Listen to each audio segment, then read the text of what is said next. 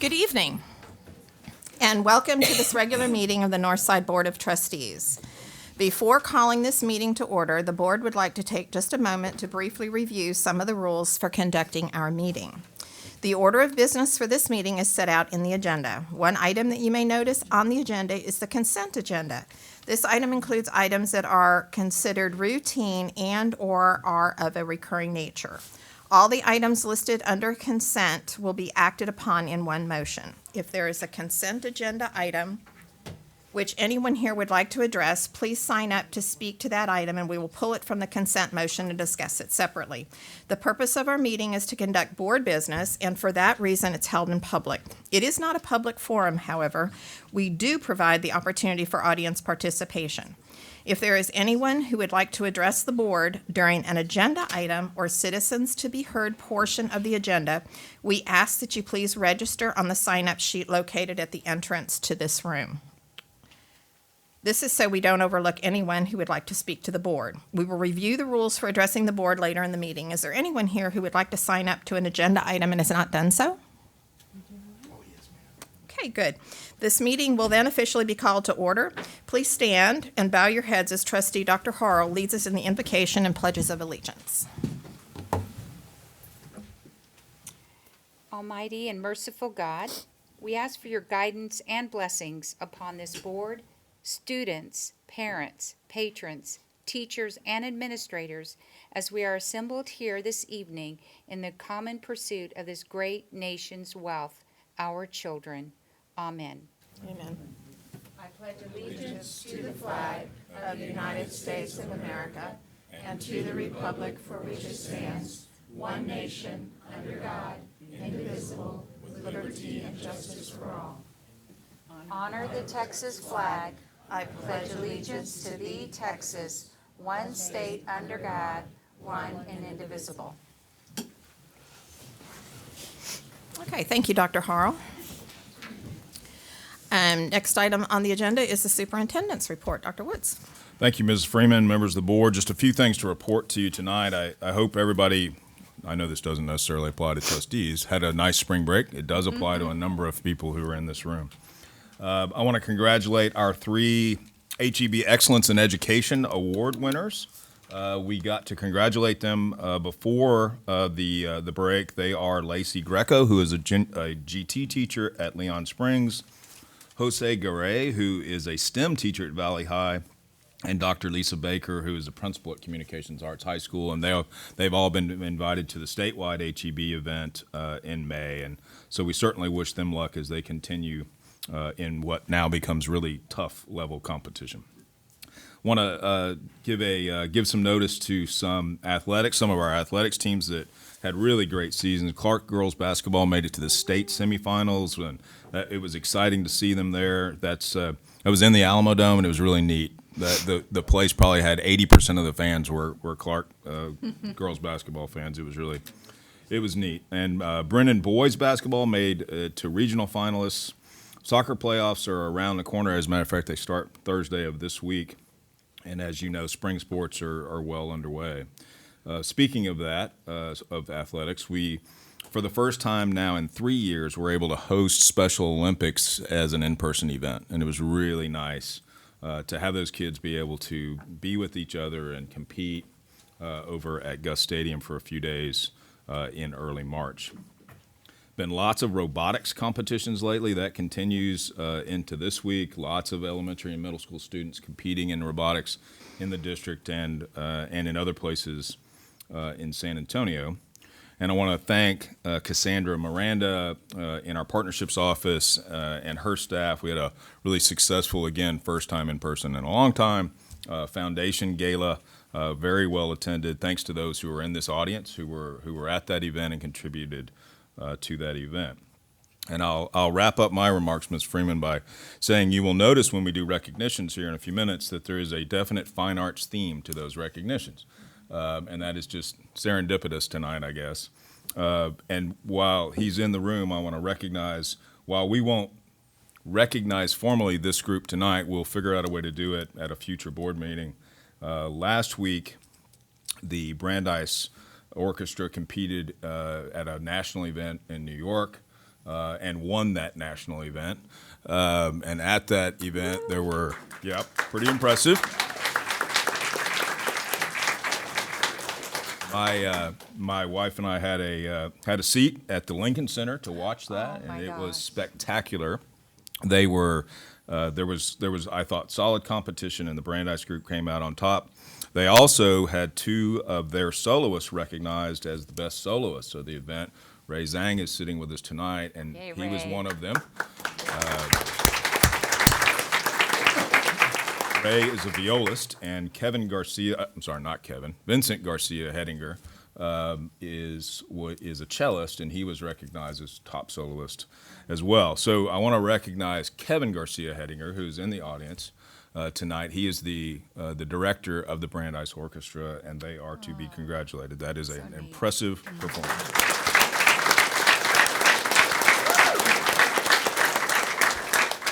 So thanks to them, we will find a way, perhaps not the entire varsity orchestra, but we will figure out a way to recognize the Brandeis Orchestra at an upcoming meeting. So again, congratulations. So that, Ms. Freeman, concludes the superintendent's report.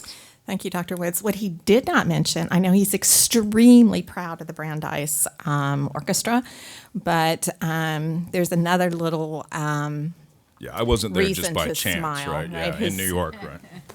his son Aiden is in the orchestra too, so it's That's neat. really great, and congratulations to them. Who I'd like to recognize right now before we get along with board members' reports, we have a Boy Scout troop that's with us today. Troop number, is it 115? Did I? Help us, guys. Thank you. Okay, I'm sorry, 518. And tell us, we welcome you here. Tell us why you're here, and how can we help you this evening? Some of the boys are working on communications merit badge, and they have to go and to a board meeting, take notes, and learn how things are communicated at a higher level.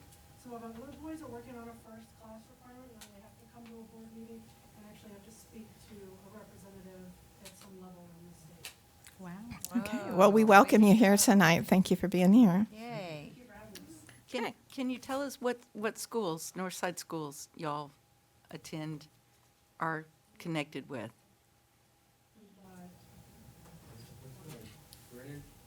Brennan? Cisco. And then we have some homeschool kids as well. Great. Yay. We're really glad to have y'all here. Yeah. It is so nice to see our kids and have students with us. So thank y'all for coming. Welcome. Okay, next item on the agenda is board members' report. Ms. Chelmy, I see your light on. Oh, I was putting it on I'm sorry. actually to say I'm that, sorry. but I'll start. Okay. I don't have a lot, just I hope everyone did have some time to rest over spring break as I look at our superintendent.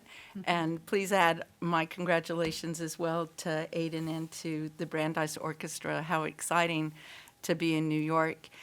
James and Elizabeth, it is so good to see you guys here because you are the magic behind the lot of what happens in our fine arts program and dance program. So thank y'all for being here today as well. One thing I wanted to say is over the spring break, the ASTA, which is the Ag Science Technology Academy, it's the ag program at O'Connor High School, participated in the Ag Mech program at Houston Livestock Show. And I have a list of the winners, which I will give to Monica for the board report. But we had 3 division champions, and out of the 6 entries that were done, we had 5 that were blue ribbon. And so, I'm real impressed. So I want to do a shout out to ag teacher Wes McFarland and the work that he has done with our ag students. Houston is a little different in that all of their entries have to be ag-related. And so it was just really interesting to see what the kids came up with and the plans and engineering that they put into it. So I just wanted to say congratulations to them as well. And I am so excited about our HEB award winners. That is so exciting. And I remember when Lisa Baker was a teacher and working towards becoming an administrator, and to see this recognition for her right now, that's just very, very exciting. So that's it. Thank you. Thank you, Ms. Chelmy. Anyone else? I do. Ms. Saldana? I too want to congratulate all our athletes who have been participating, and to the Clark Lady Cougars. Oh my gosh, that game. We were on the edge of our seats the whole time. They played such an incredible game, and we were so proud of them. So congratulations to them. The athletic trainers from Holmes High School won the Best in the City award recently, so we're excited for them. I was lucky to be at the Special Olympics opening ceremonies, and that was so much fun because it's just like being at the real Olympics, so I enjoyed that. And then Dr. Woods mentioned a lot of the things I would have mentioned, so I'm not going to go into them, but I do want to give a special congratulations to Elizabeth Lopez because she and I worked together, and I was very impressed with her as a teacher, and now as a leader in our district. She's incredible, so congratulations. That's neat. Thank you. Mr. Lopez? Yes, thank you. My thanks and congratulations to all of our Northside Athletic Department and especially our Fine Arts Department and the kids that are in the program. It's great to see you all and the successes that you have. You're going to remember these and carry those on, and it's going to be a great thing for you. So congratulations to all of you. And also, I just kind of wanted to remind individuals about Los Leones. That is coming up. That's another big program that Northside puts on through the Fine Arts Department and its partnership with Frost Bank. It's a big event. It's good. And what it does is it showcases our students in an elementary level, and they actually sell their artwork. And so if you've never been a part of it, it kind of, you see that, and you see the students put in hard work, and then they also get a little reward for it. They don't get the original, but they get a copy of it. And so a lot of work goes into that, the sponsorship, Jefferson Bank, also all the copying that goes on, and our vendors that work with the organizers, our Fine Arts Department. So a lot of thanks and a lot of hard work goes to that, and I just want to recognize that. And James, your effort in the Fine Arts Department in doing that, it's a success, and it's going to continue to be a success, and it's just a way of another way of our students being involved in the community and celebrating what they know. So thank you so much, and I'll hold my comments until the recognition for. Oh, yes, well, yeah, it's on Saturday, March 26th, At Marshall. at Marshall High School, yes, I'm sorry. And there's Outdoors. also, there's going to be, Okay. there's going to be Love it. a We new love it. section, a new section in it called, I think it's, Elizabeth, help me with this, Trash to Treasure? Transformational Oh. treasures. That sounds much better than closet. mine. Much Love better. I love But it. just to make sure everybody understands what that is, have y'all seen that show on TV where someone goes out and they find something that someone is donating or has out, and they buy it and then they transform it into this masterpiece of whatever it is that they devise with it? Anyway, that's I get to judge that Friday night. Very excited about that part of it as well. So that'll be a great thing to come out and see too, see all the transformational treasures that our staff creates. Well, and then it's also good to see Melissa also should be recognized for this because she has really been participating in that as a sponsor, and what she does is she donates money, and the judges get to pick certain artwork that they like. So, and that's because of you. So your dedication to it. So thank you for that, Thanks. and your participation. So, thank you so much. Thank you, Appreciate Mr. Lopez. Dr. Harrell? I was just going to say, I'll donate things in my closet. I've got a lot of stuff that needs transformation, but no, we're all excited. That's one of my favorite things is Los Leones, so thanks for that. I do want to say, recently TEA asked or the governor asked for TEA to put together a teacher retention and recruitment task force, and actually only had one teacher on the original group, and not to belie wonderful superintendents, but Brian wasn't on there. But honestly, now we have several Northside teachers that have emailed or tweeted or texted, would I give them a recommendation or to let me know that they've applied, since there was some outcry that, this is about teachers, why aren't there teachers on this interestingly new committee? And so the good thing is we'll keep our fingers crossed. I can't get any information, so maybe Dr. Woods, about the process, the selection process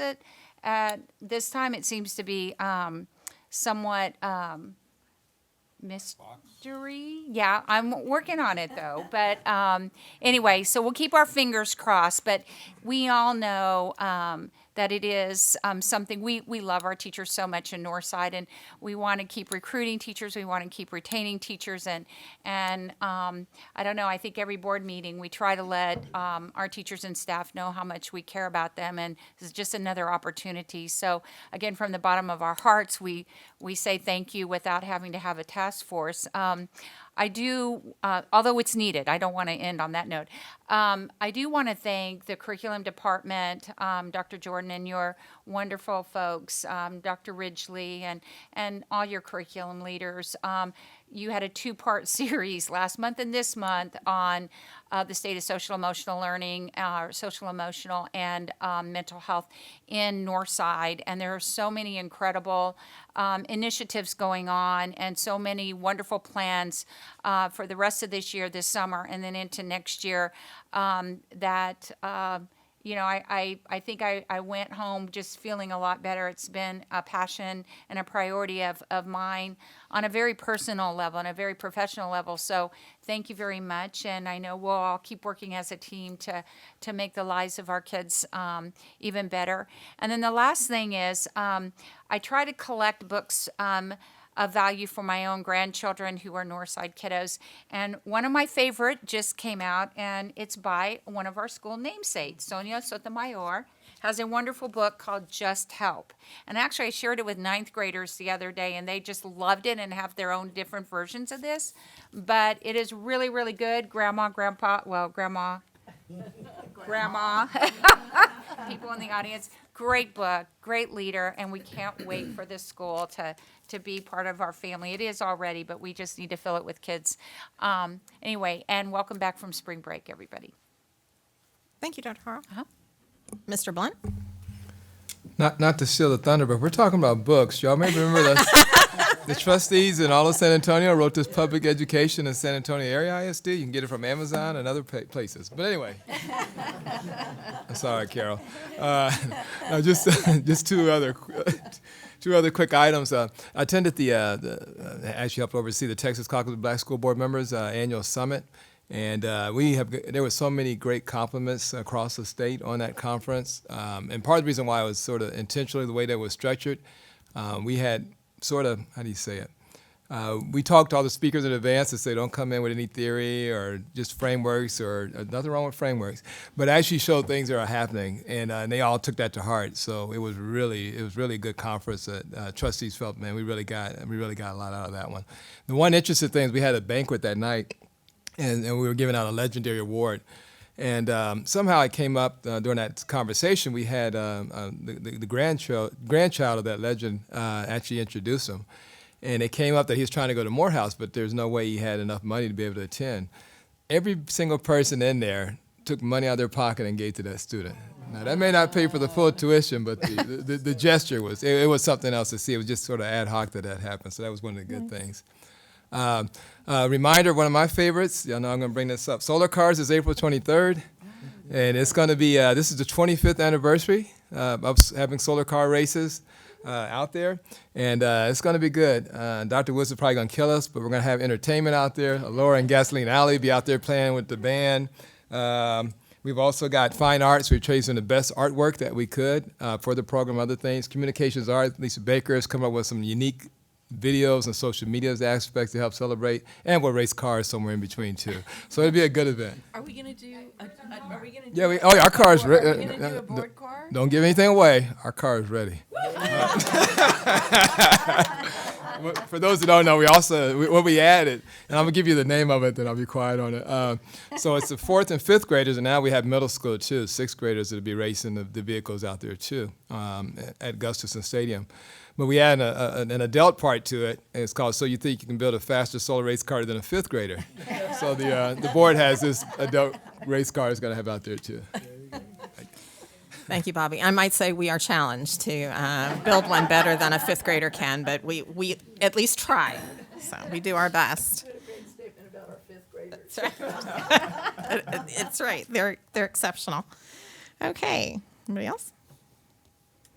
Yeah, Mr. Medina. Thank you very much. I apologize for walking in late, but glad to be here and safely. I just wanted to share, did a couple of college visits. I have a student that's a senior, and there was something very, very unique that they're approaching with getting students back involved, and they kind of keep them out of their dorms. They put them in the common areas, whether it's out in the courtyard or encourage them to go, support one another. One of the universities that we visited was really strong in their wrestling team, and at that time, during this season, it's wrestling season, and they were going to the NCAA championships and so forth. And so it was really exciting to see all the students coming out there and supporting it, and the community as a whole. The whole town comes out there and supports their organization. So I kind of highly encourage everyone, if you are free and about, there's track meets going on. Our students really enjoy any support is greatly appreciated, as well as baseball season and any of the activities that are going on. It is crunch time for a lot of the classrooms. We're coming around the corner where there's benchmarks, and academics is right after spring break. We kind of hit the ground running. There's a lot of sparring going back into scaffolding and project-based learning to put everything in perception of what the students are doing in the classroom and how it's applying into transferring it to the real world. And so it's really an exciting time to be in the classroom, especially as students are leading now most of the classroom activities. And so that's really, really important. I wanted to just go back to the SEL, the social emotional.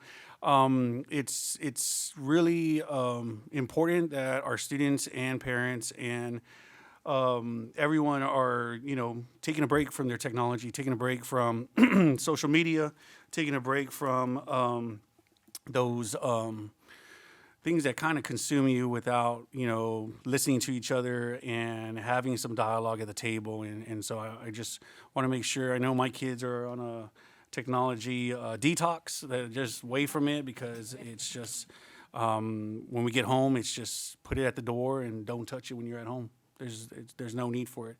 I know they use it as a tool at school, which is really, really important, because that's how the workplace is, and wherever you go in college and the military or wherever it may be. But definitely when you check in at home, just kind of hopefully, just share something with you, just checking in at the door, leave it there, and so you can actually have some conversations with your loved ones. But that's where I'm at right now. Thank you very much. Thank you, Mr. Medina. All right. So next item on our agenda is recognitions. Yes, ma'am. If we can have the board gather in front here, Dr. Jordan will begin our recognitions. Okay.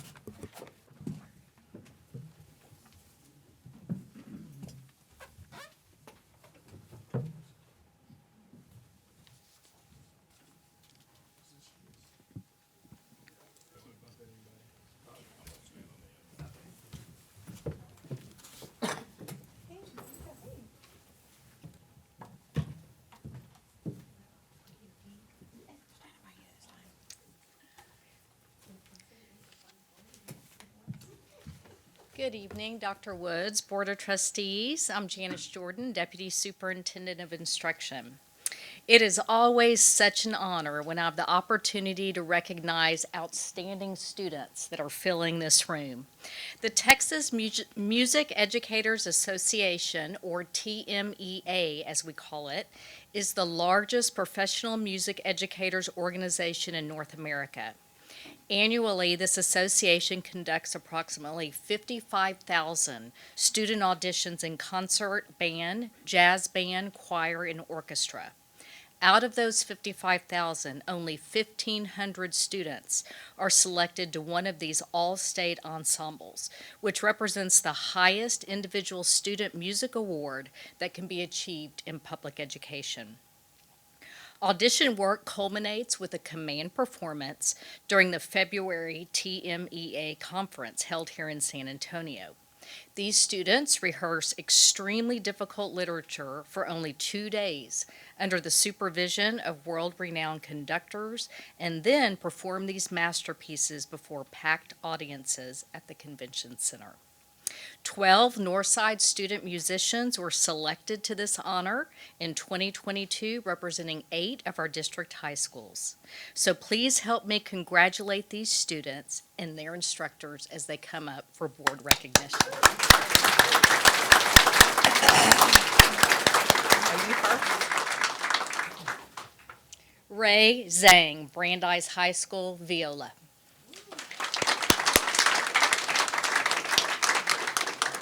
Matthew Schofield, Brandeis High School, band euphonium. Jacob Gonzaba, Brandeis tenor bass choir. Austin Salmon, Brennan High School, jazz trumpet. Raymond Saldana, Brennan High School, band trumpet. Riley Mazziota, Clark High School, band clarinet. Daniel Rodriguez, Harlan High School, tenor 1, all-state mixed choir.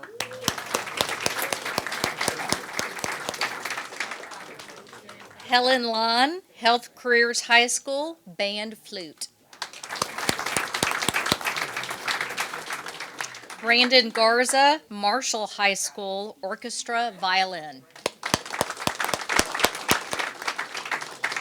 Solomon Caraway, O'Connor High School, jazz alto. Seth Sandoval, Taft High School, jazz alto saxophone.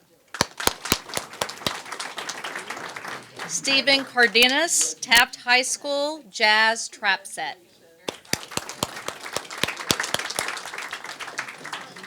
Shane Lemansky, Brandeis High School. Congratulations. Kevin Garcia Hedinger, Brandeis High School. Did I say it right? Bonnie Wolf, Brandeis High School. Congratulations. Thank you. Thomas Cober, Brennan High School. John Thornhill, Clark High School. Miguel Ochoa, Harlan High School. Thank you. John Thornton, Marshall High School. Congratulations. Congratulations.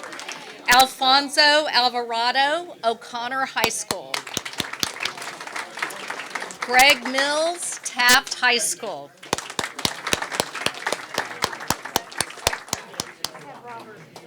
If there are any family members here supporting the honorees, please stand so we can recognize you as well.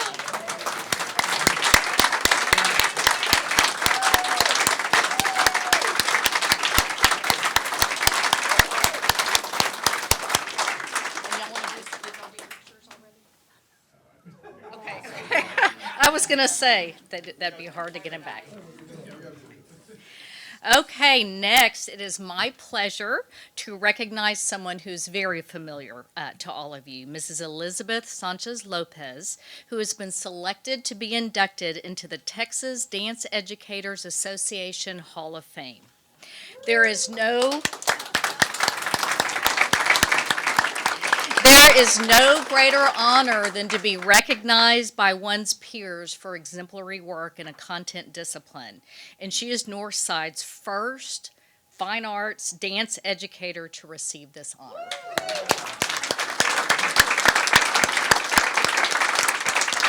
Ms. Sanchez Lopez is completing her 30th year in education, having developed state-recognized dance programs at both Holmes and Stevens High School.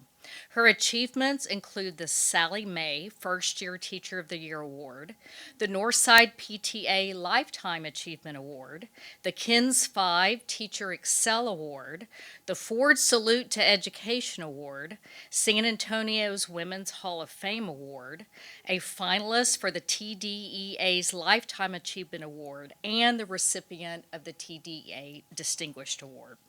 Elizabeth produced San Antonio's own Fiesta Noche del Rio for 27 years, and for the past 15 years has served as supervisor for dance and theater and assistant director of fine arts for Northside.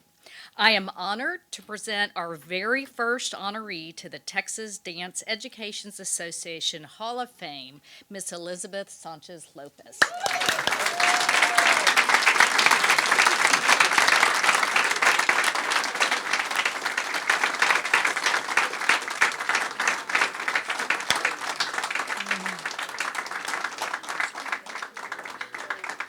All who are here to support Elizabeth, please stand so we can recognize you as well. Get a picture. James is taking pictures. Oh, did he get one? James, did you get one with her? Do we need to get her back? Okay.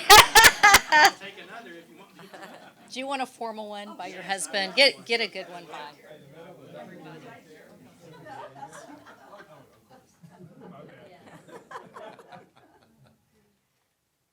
This is the first time I've held up a board meeting. Got it. Thank you. This concludes the recognitions.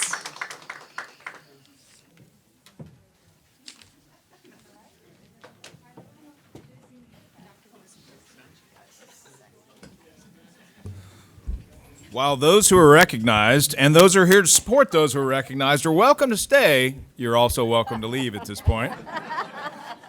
Y'all have a good evening. Congratulations again. Thank you all for being here.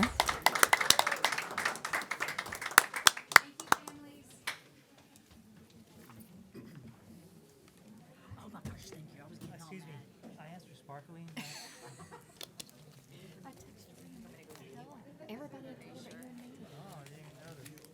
I'm like, he told me it's because we're on a budget.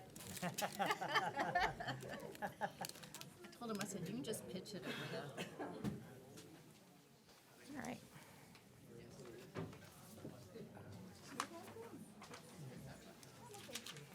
That was nice. That was nice. Thank you. It's got an odd spell to it.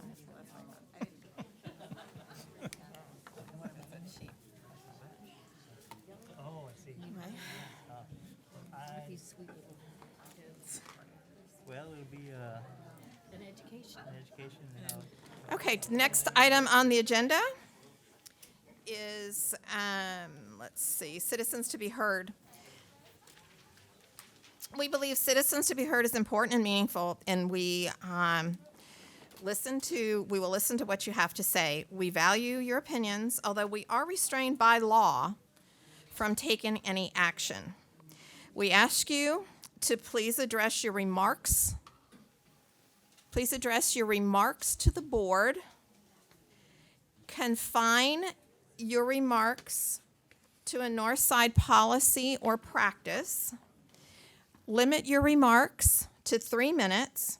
At 3 minutes, you'll be asked to wrap up your remarks. So what we have a timekeeper here, Mr. Joseph Medina. At the end of 2 minutes, he will hold up a yellow card.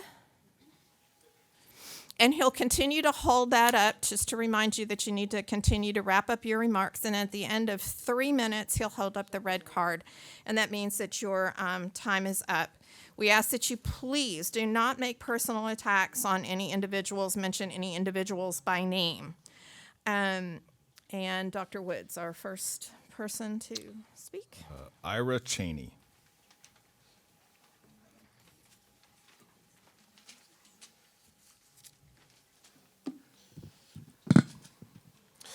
Okay.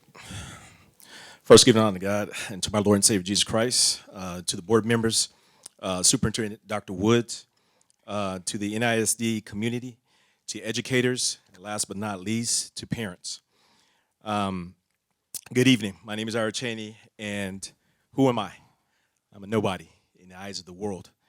But I am the son of James and Elsie Cheney, product of Judson ISD, St. Philip's College, 2005, UTSA, 2007, a veteran for 17 plus years, educator 15 years.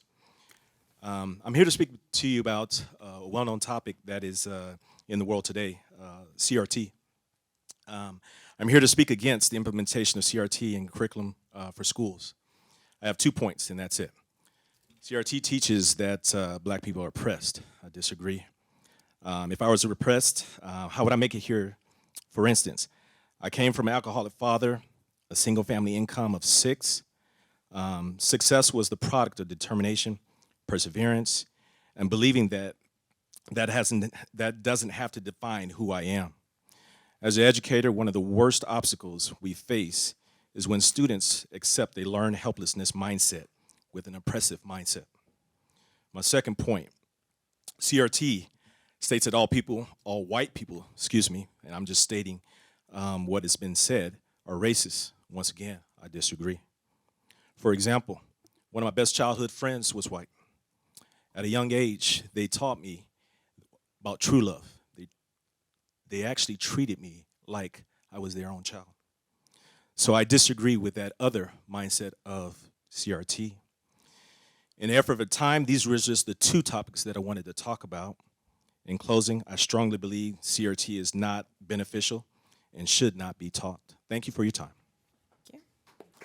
I ask that you please refrain from applauding or any response to any of our speakers, so that we can get on with the next speaker. Next speaker is Bruce Proctor.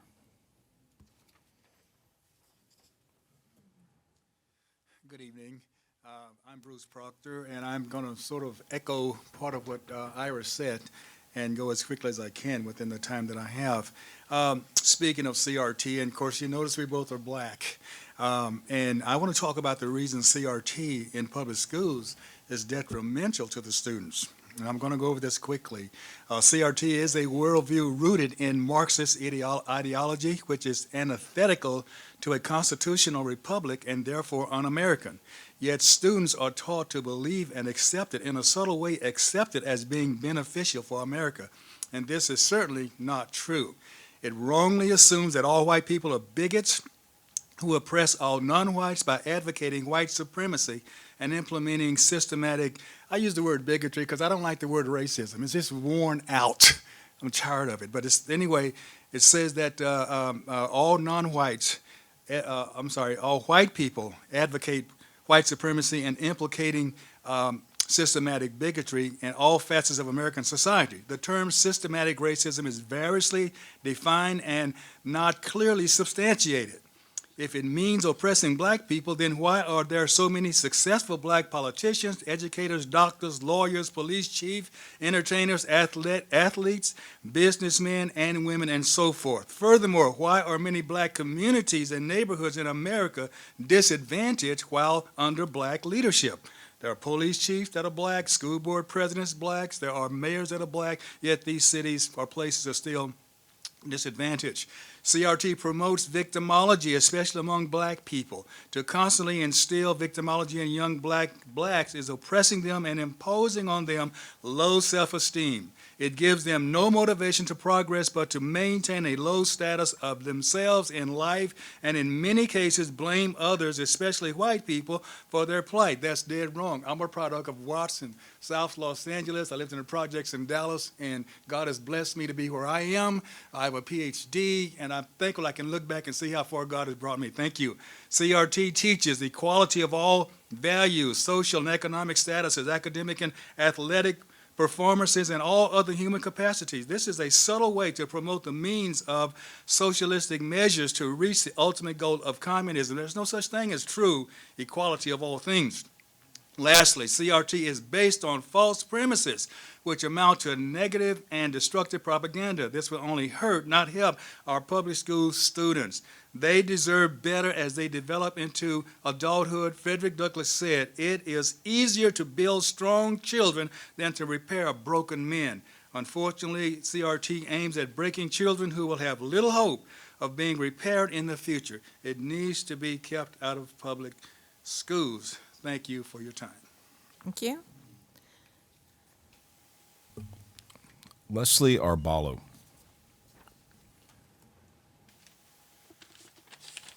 Thank you. As you know, my name is Leslie Arballo. I'm going to read to you a short letter that I wrote to Principal Harris. I'm writing this letter in regards to the new school zone for which I now currently live in and how it pertains to my students enrolled at Harlan High School. According to the NISD board, my student, who is a senior as of next year, will remain enrolled at Harlan. I am being told that my junior student, my son's younger sibling, will be required to go to another school entirely. I find this extremely troubling and disturbing on several levels. I have seen the wording on NISD's own website.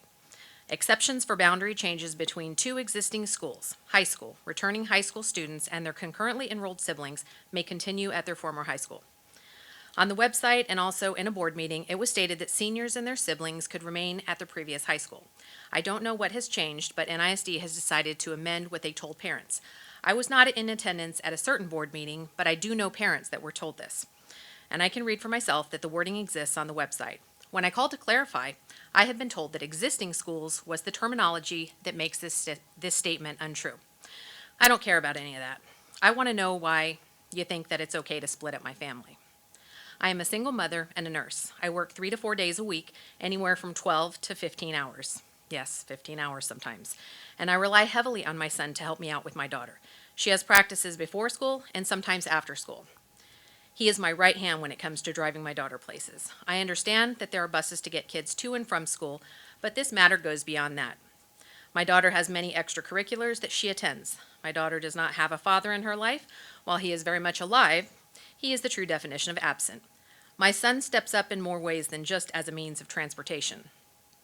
My children bond in the time that is spent traveling to and from school every morning, as well as to and from practices. He offers her a listening ear, advice, companionship, friendship, love, and support. While it doesn't seem like much to the NISD board, that time that they have together means the world to me as their mother. Not only is it good for my daughter, it is also good for my son too. They are family, they are learning to lean on one another, and this time cannot be taken away from them, and it certainly cannot be replaced. I feel that this decision to split up families is doing a huge disservice to our children and to their emotional well-being. This is not the same thing as passing through elementary school to middle school, and from there on to high school. I know this zone change has already happened, and while I do understand boundaries, overcrowding, etc., I also know that not every parent has my particular situation. I say that you should take it case by case and honor the parents' wishes. My plea is not to have my daughter stay at Harlan solely because I like the colors or the mascot of the school, but because I cannot bear the idea that precious time will be stolen from kids if the district tries to force my daughter to go to another school while my son stays in his current one. Lastly, I would like for the district to explain to parents at Harlan why they are allowing some students who are currently enrolled at O'Connor, seniors and their siblings, to remain at O'Connor. I have recently been informed by some parents that this is the case. I would like to know why special privilege is being given to the families at this particular school.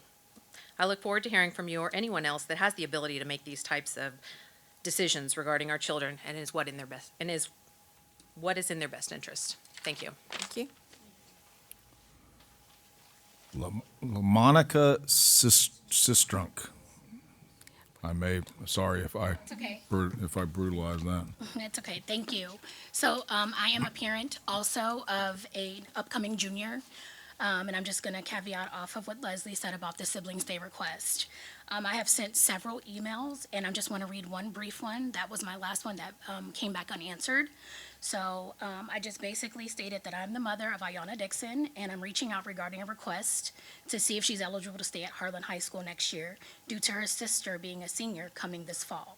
Right now, we are part of the Sotomayor change, and Ayanna and myself would love the opportunity or the option to keep her at Harlan. It would help our family tremendously as my husband is a disabled vet, and I get our children to and from school every single day. Right now, shuttling my children between two different schools with all the construction and all that is very hectic on myself, especially when my child is an athlete. She's at school in the mornings, she's at school late in the evenings, but I do my best to keep up my part. It would help me because her sister is allowed to stay at Harlan. She will be a senior and she'll be driving, so therefore she's able to shuttle her sister to and from to alleviate some of that stress from myself. It was brought up to me in a separate conversation that O'Connor did have this option to keep their senior and junior students together, and I was wondering, was that an option? And if it isn't, why weren't the Harlan parents made aware? So I was just reaching out, just basically for someone to provide any information, if any, to let me know, where that stands. She's currently a lettered student that makes and maintains good grades and good conduct, and I just wanted to do all that I could as her parent to be her voice. My daughters are 15 months apart. They've always been right behind each other, and my youngest has a very hard time getting into the groove of things without her big sister, if you will. So with parent choice off the table, I just feel like my voice is silenced and no one is responding to those emails. Thank you. Okay, thank you. We are not, able to dialogue with you right now or answer any questions. I know Mr. Or Dr. Woods, do we have contact information at least for the? We do. So, Mr. Galindo, at a later time, you could get back with these individuals with any questions, specific questions that they have. I think we may have one more person too, but I'm not sure. Okay. Kelly Hansen. Hello, Dr. Harrell. My name is Kelly Hansen, and I live in the Northside District. I'm a taxpayer, a small business owner, and a mother.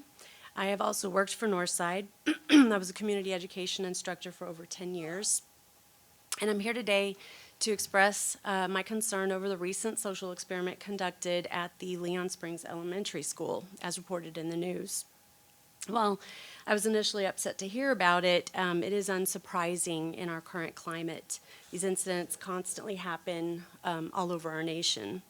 I started paying really close attention about 5 or 6 years ago with teenagers getting ready to go into college. What I observed was actually the complete capture of our once liberal institutions by an intolerant, divisive orthodoxy that requires us to identify ourselves and each other based on immutable characteristics like skin color, gender, and sexuality. It pits us against one another, and it diminishes what it means to be human. Unsurprisingly, this ideology has made its way into our primary schools. And the teachers might not be teaching these academic theories to the students, but they are very astute in implementing the pedagogy, and our tax dollars fund it. Imagine telling a child that the color of their skin will determine their successes and failures in life. Imagine telling a child that the color of their skin determines the successes and failures of someone else. That's just verifiably wrong, and it's psychologically abusive. Our educators should be laser focused on literacy, oral and written communication skills, mathematic proficiency, and critical thinking, not critical theories. I am proud to say that I was born and raised here in San Antonio, Judson ISD.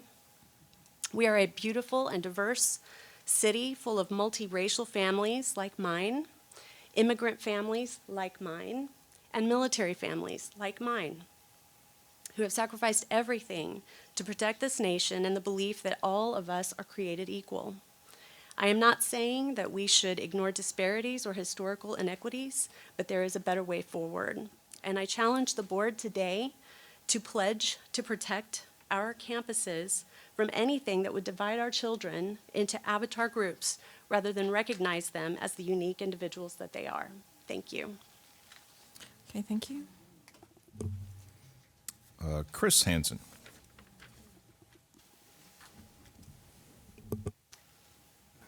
Good evening. Yes, so my name is Chris Hansen. That was my lovely wife, better half, much smarter, much more eloquent than me. I'd like to start by citing or reading the Webster's Revised Definition of Racism. Racism is the belief that groups of humans possess different behavioral traits corresponding to inherited attributes and can be divided based on the superiority of one race over another. Inherited attributes, we'll come back to that term in a moment. The incident that my wife was speaking on, I believe perhaps it was inspired by Jane Elliott's 1968-1969 brown-eyed, blue-eyed experiment. I believe I was even part of that in elementary school.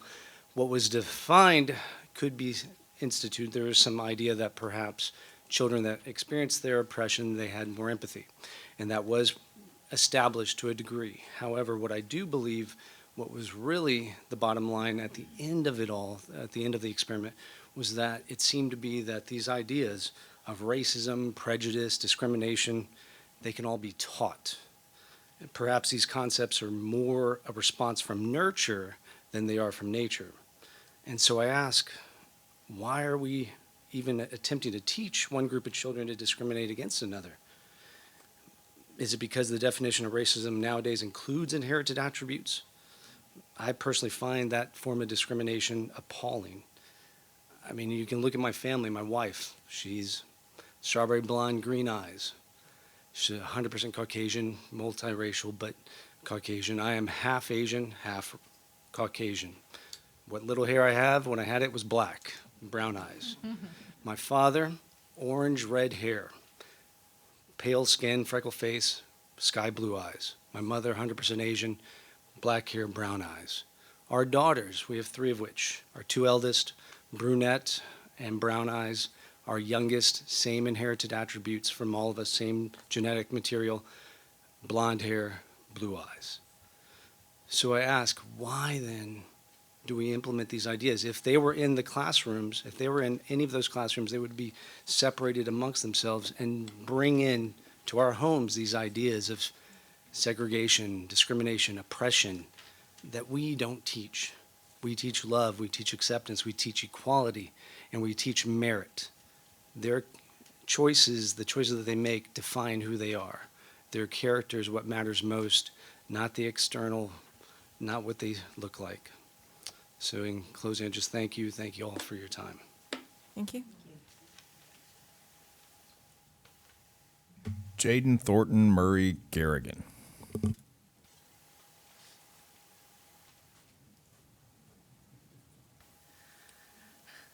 Good evening. My name is Jaden Thornton Murray Garrigan. I'm here on behalf of Sotomayor Parent Choice Selection, and we too have not received any response. I'm a sophomore at Harlan, and I'm speaking on behalf of some of my classmates who could not be here due to extracurricular. Although I'm a military child, I'm used to moving, relocating, and adjusting every 2 to 4 years. But it gets harder as I'm about to graduate in a little over 2 years. I'm asking for you to reconsider and allow parent choice to be an option for us to stay at our school. For the first time, I feel part of something bigger than just myself. I've excelled academically and athletically. You state sports and relationships are not a factor, but I'm proud to share that I'm nominated to represent State of Texas for Congress of Future Medical Leaders Awards of Excellence. This is due to outstanding academic leadership, potential, and determination to serve humanity. In addition, I'm also going through a process of dual credit. Just before moving here, in the middle of my freshman year, I was failing. Now look at where I'm at. It's because of the environment I'm in, my teachers, my counselors, my coaches, my friends, and my teammates. I'm finally finding my own. I'm spiritually, emotionally, and physically strong. It took me 2 years to get here. And now in 2 years, I'll have to adjust again to college. We're already dealing with so much: college recruiting, keeping up with our grades, and so much more. This is adding so much more stress. Just thinking about it, having to start all over again is making me sick, and I'm unable to concentrate because I just don't want to have to relearn a new environment and restart all over again. Why relearn a new environment when the one we're in is perfect for us now? Please think about us. Thank you. Thank you. Okay. Is that it, Dr.? Okay, thank you all for being here. That concludes our Citizens to be Heard portion of the agenda. Y'all may leave if you so desire, or stay and listen to the rest of the board meeting. Thank you. Thank you. Next item on the agenda is consent agenda.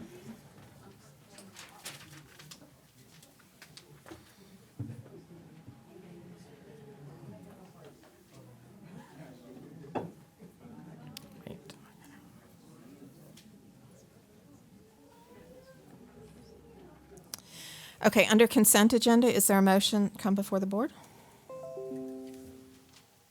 I move that we approve. Second. We have a motion and a second to approve the consent agenda items. Any further discussion?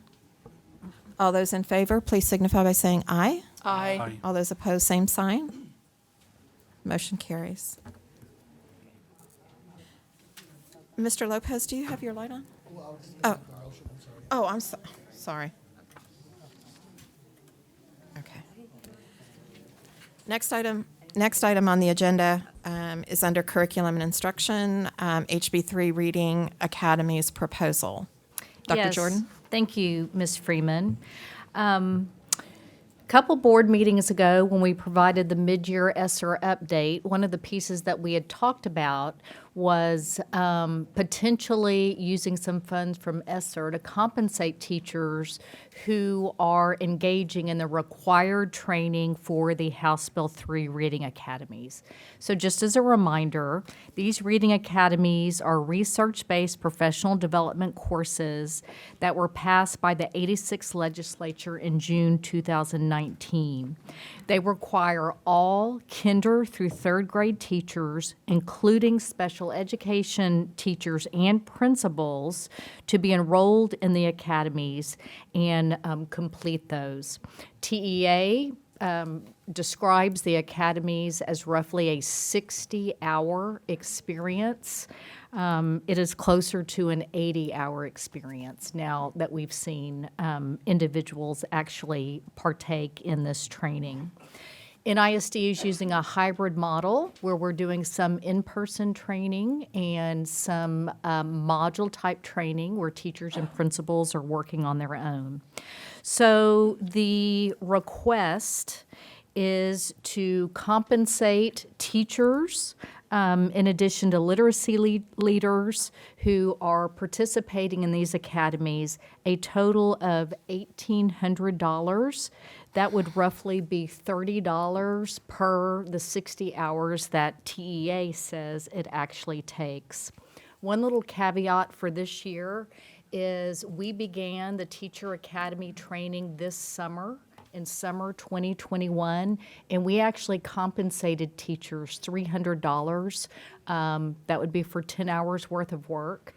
So teachers who participated in the summer have already received $300. So the remaining part of the stipend would be $1,500. We've worked with Dr. Barajas's office, and we anticipate that the cost to ESSER for 21-22 school year would be $1,462,500, and that would be to compensate close to 1,000 teachers, the $1,500, along with the literacy leaders and the collab teachers. This payment would continue going forward. Next year, this year we train the K and first teachers. Next year we're going to train the second and third grade teachers. Then as we continue going forward, we'll need to train teachers who come into the district and don't have the training, but we anticipate those numbers will continue to dwindle over time. So our request is for approval of this proposal to compensate our teachers, literacy leaders, and collab teachers who are participating in reading academies. Okay, thank you, Dr. Jordan. Dr. Harrell? No, I was just going to move that we approve the stipend, and thank you very, very much. I know the teachers will be so excited. I know several board members expressed the same thing. Great job at the academics presentation as well. Thank you. I second her motion. I too was at the presentation, and our teachers certainly deserve, after spending 80 hours free time, I don't think so. Thank you. Okay. Any other questions? I've got a question. Yes. On it. So Janice, on the background, let me get back to that page.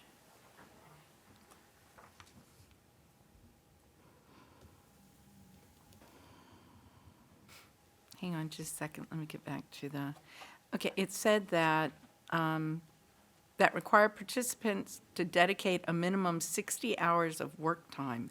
So when the state came up with this idiot idea, non-funded mandate, it's not an idiot idea about the Reading Academy, that's a good idea, but not funding it and requiring our teachers to work for free. I'd like to ask some of our legislators if they would like to do that. But when were they anticipating our teachers doing that? Were were they looking for the district to have subs for 10 days during the year for our teachers to go to that training? So that's an excellent question. Districts did have options. You had options. We chose the hybrid model. We did not choose the option of pulling teachers out of class and getting subs simply because students need their teachers in their classroom. It's not realistic. We can't get subs now. Some districts have done that. Some districts have done a model where they pull teachers out of class more often. And so and I like your point because it has been difficult. The training has been fantastic. It's just that it's been shoved into such a short amount of time without having a funded mandate. So what we plan to do for next year, we began training last summer in late July and August. We plan to start training earlier. We got some feedback from teachers that said, hey, we're ready to start the training in June. That would be for our second and third grade teachers. We've learned a lot of lessons. You know, that little italicized portion that you noted, that's what TEA said. TEA said we anticipate it'll take 60 hours. The reality is that it's much more than 60 hours. And if you see the description, you know, it's very in-depth. Well, the teachers that I've talked to have said that it is on a college level, the training is. But they've been positive about the training.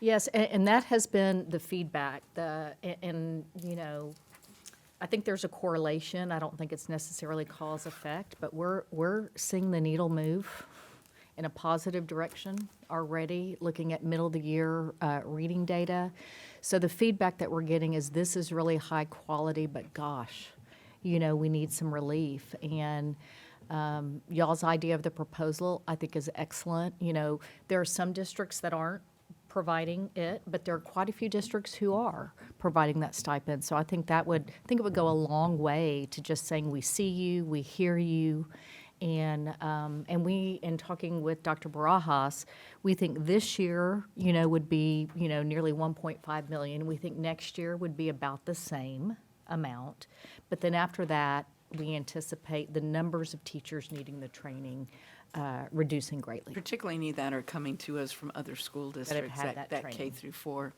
And I just wanted to make a comment, is that we've been working really hard, and I know that over the last couple of years, we've been talking about what can we do to help our teachers? What can we do to help them, for them to see how much we appreciate the extra work that they are doing and recognizing how hard this is. It has been over these last few years. And so I don't remember the woman's name. She was not affiliated with any group. She was a Northside teacher that came and spoke to us. But I certainly thank her for bringing this to our attention and talking to us. Not that it was always on y'all's plate, but I appreciated having a teacher really come to us and tell us this is really a stressor and look to us for support. And I appreciate that Dr. Woods and Dr. Jordan stepped up right away to look for a way for us to help compensate our teachers on this. So, thank you. Thank you, Ms. Chumley. Anyone else have a comment or question? Yes, I do. Ms. Saldana? Ms. Chumley, I just want to add, the teachers have to pass exams. If they don't complete this coursework by June the 3rd, they have to take refreshers because it's that intense that they're requiring teachers to pass what they're learning. So I think that if they're putting that much time into it, we owe them compensation. I do too. Thank you. Dr. Harrell? Yeah, Janice, I had a real quick question that I forgot to ask last time. So after this first group goes through, is it the training's always delivered by an outside entity? We can't have a trainer or trainers or coaches instructional coaches that help pick up that piece, so it's not like one and done. We actually do the in-person training in-house.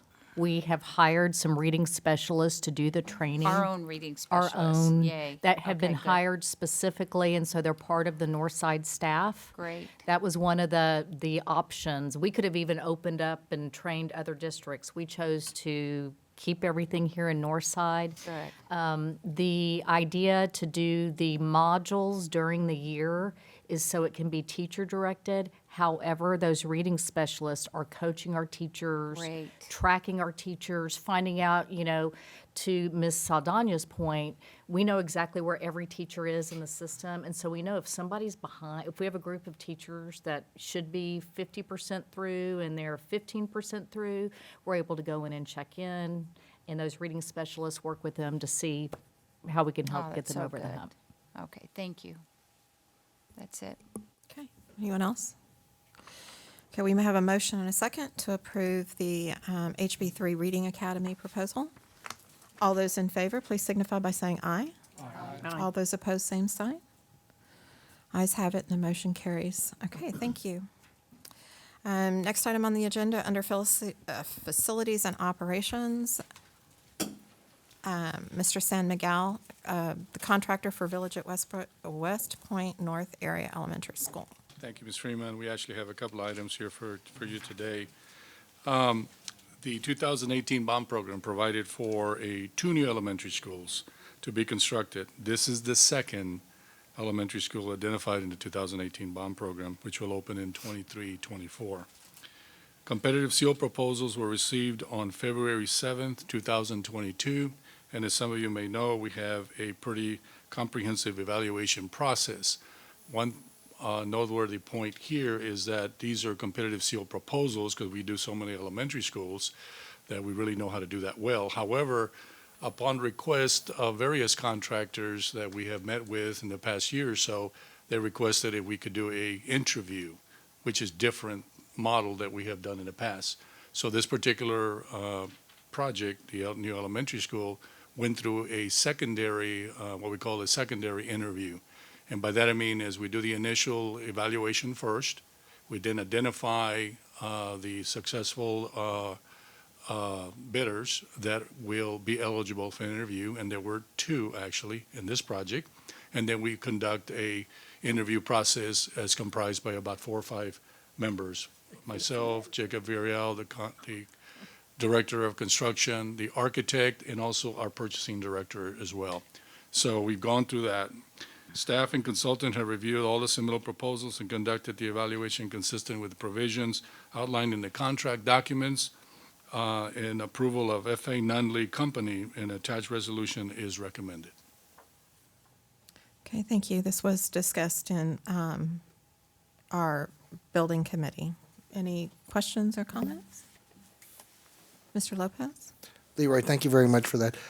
Real quick, in the interview process, what kind of questions were asked of the candidate or the There candidates? was approximately about 9 to get an to get an understanding of 10. their level of experience and Their team, we confidence. wanted to hear from their team, their superintendent on the job, the project manager, their leadership, also the boots on the ground, the individuals that are going to be constructing this. We asked questions specifically, who is the team, what do they bring? And then there's a secondary portion to that is, tell us a little bit about what you see the challenges are for this particular project, which necessitates them going out to the job site literally, or going out to the site and evaluating all the potential impacts they have as well. How much do they bring to the table, what their experiences are with other types of similar projects, which we do evaluate on the first round, and then again, we talk a little bit more about it, or they bring in more information for us regarding their projects, similar projects, a similar scope, similar size. Right. F.A. Nunley was recommended about a year and a half ago for Westwood Terrace. If you remember, that is a building that we tore down square in the middle of the facility in a live school. And I can tell you, they brought it on time. It was difficult under COVID situations, but they brought it in on time and they got us open and we got the kids in there. Actually, we were working that Saturday and Sunday to get everything done. Today, we have their leadership here, which I'll introduce to you, and that is Mr. Blaine Beckman, Greg Vaughn, and Mike Moran. They're the actual leadership of FA Nunley. And I got to see literally all of these guys at Redwood Terrace literally every other week when we went to go make site visits to make sure everything was fine. There were other questions, Mr. Lopez, that were also asked there. I can't remember all of them to be specific, but those are the essence of the questions. But obviously, these were the questions that really were able to help you identify who the best qualified and most experienced, or, I mean, to some level of your confidence in being able to select them. Or We also asked questions because of the COVID situation, manpower. What do you see manpower? What would you do first? What are some of the strategies that you would develop to make sure that we open the school on time? Yeah. And they answered the questions and gave us some information that we actually didn't know about. Right, that's good. Thank you, Leroy, appreciate that. Okay, thank you. Anyone else? Mrs. Chumley? So talk to me about and I really appreciate that and respect that we use the matrix that we use. And I appreciate too that you did the extra step in relation to the interview process. So talk to me about there is a difference in relevant experience. And so talk to me about how many projects have they had in relation to building a new elementary school? They have done various elementary schools, not only necessarily with our school districts, but have done several others. Well, I know that they've done work Yeah. on elementary schools, but I'm talking about ground up new construction. That would be those projects as well that I'm referring to. Not with Northside though. No, not with Northside. Yeah, But- they've done some new elementary school from Medina Valley. Let me pull up some of their examples.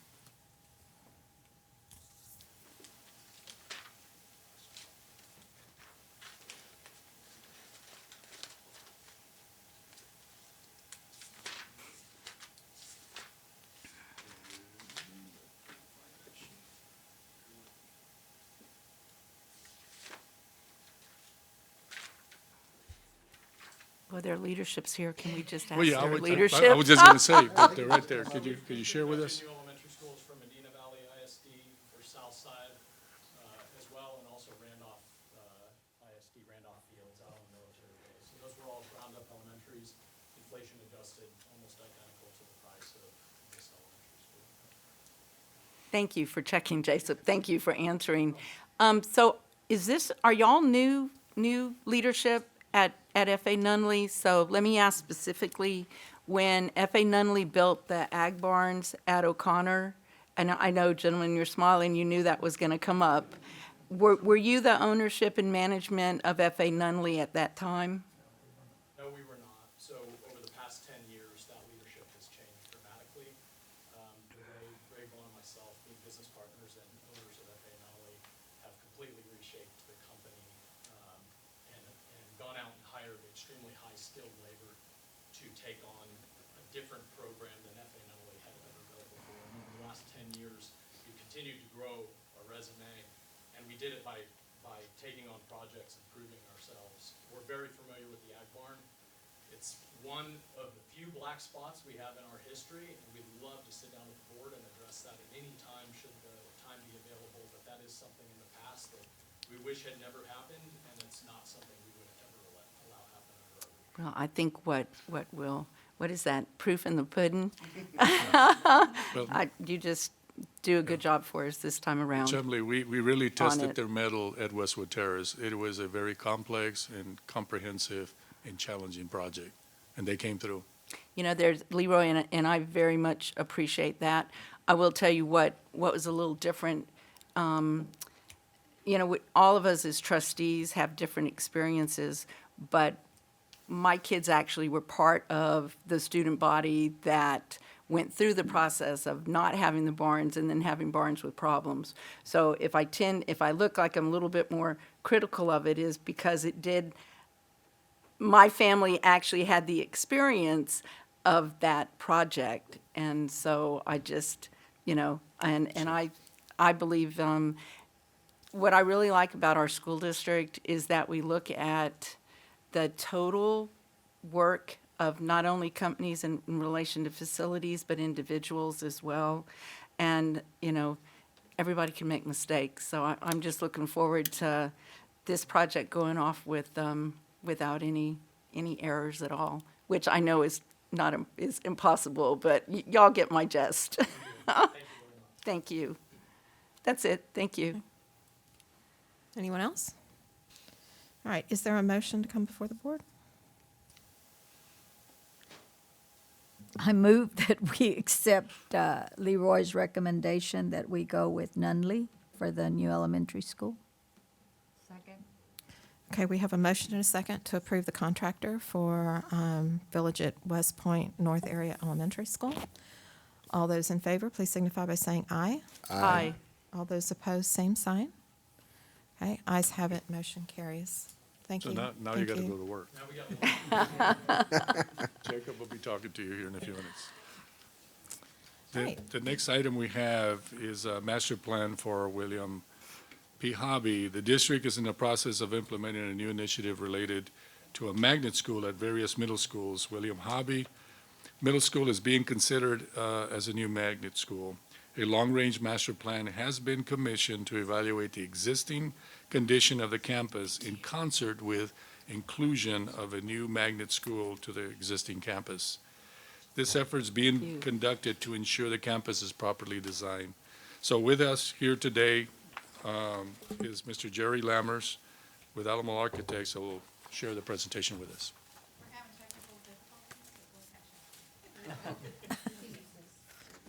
Okay. Oh, you got your hand? Yeah, they have. Jerry might need a handout. Yeah.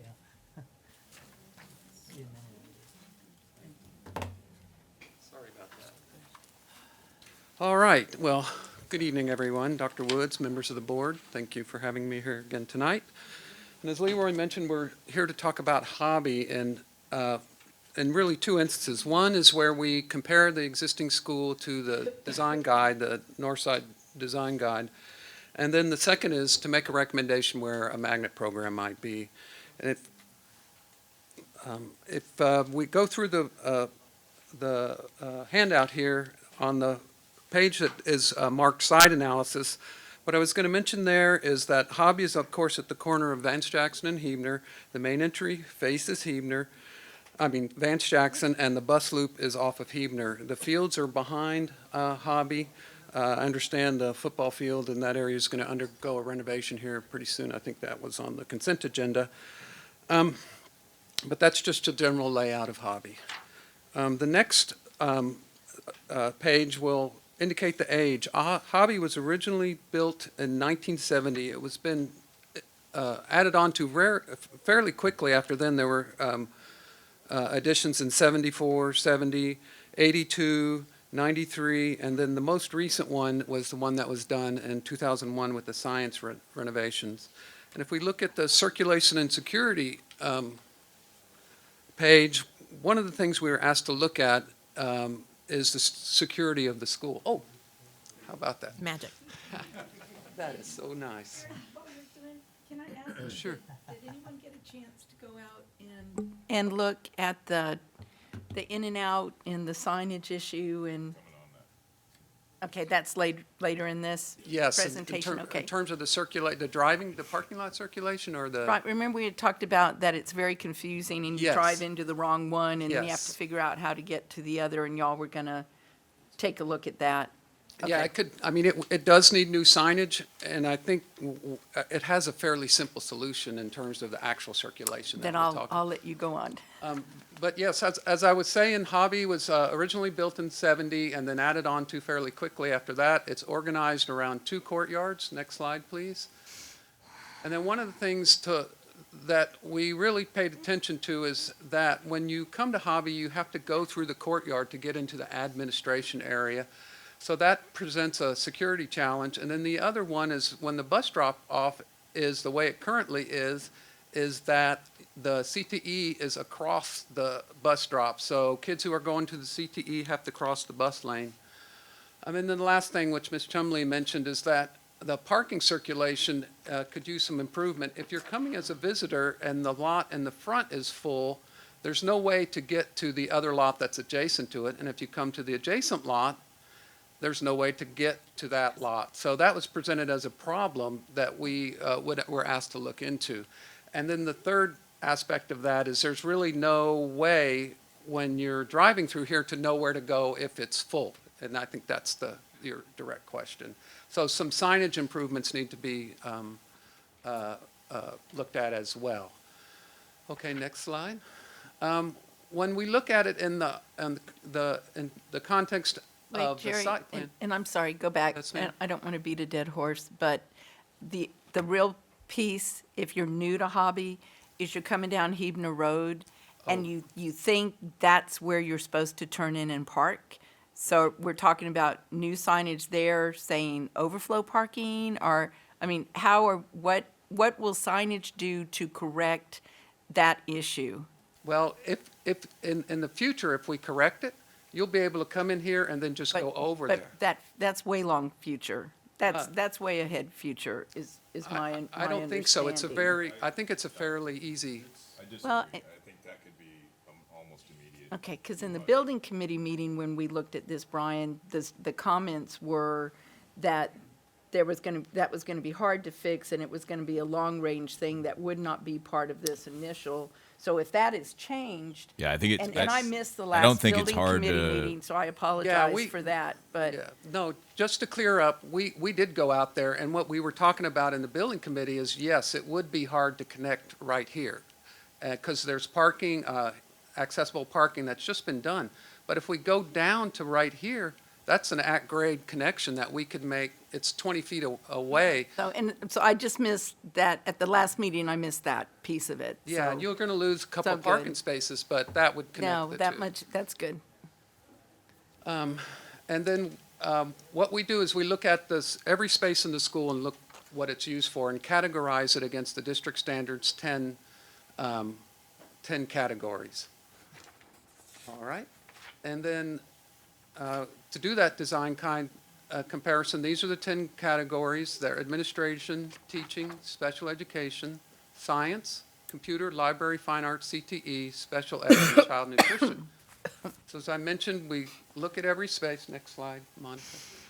And see what it's used for, and then see how it compares to the design guide, both in how it's configured and in its square footage. And then the second floor is mostly science and classroom. And then we take this information and we compare it to this categories that we developed, which is green, which is less than 10% under the district standard, yellow, 10 to 24% and compared to the district standard, and then red, either over 25% or it does not exist on the campus. So when we look at it in that context, these are the two areas that we found most out of alignment with the district standards, were the special education at 43.6% and at the library at 28.3%. So here are our recommendations for the master plan.